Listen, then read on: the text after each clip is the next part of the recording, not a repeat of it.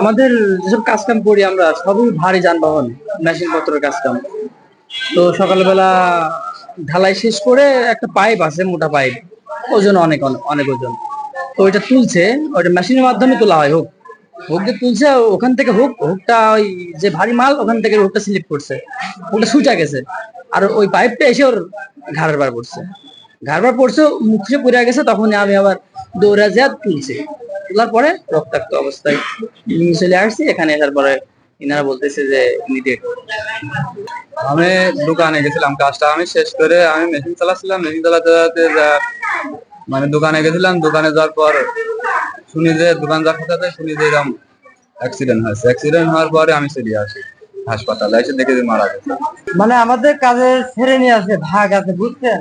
কেউ রিকমেনি করে, কেউ পাথর টানে, বুঝছেন? মানে এই ছেলেটা হচ্ছে রিকমেনি করছে, দেখ কোথায় যে মেইন চালায় তার ইশারায় কাম হয়। এবার ঢালাই কমপ্লিট, কাম শেষ। এবার যে পাইপের নিচে থাকে কেসিং, এটা হচ্ছে এই ছেলেটা হচ্ছে হুক বাঁধাই দেয়। হুক বাঁধাই দেওয়ার পর উপরে উঠে যায় ওই কেসিংটা, আর এই ছেলেটা হচ্ছে সরজমিনে দাঁড়ায় ছিল, বুঝতে পারছেন? ওই ওই হুকটা যে কোনো কায়দায় ছুটে যায়, ছুটে যাওয়ার কারণে ওই জিনিসের গারবার পরে এ হচ্ছে শরীর সমর পায় নাই।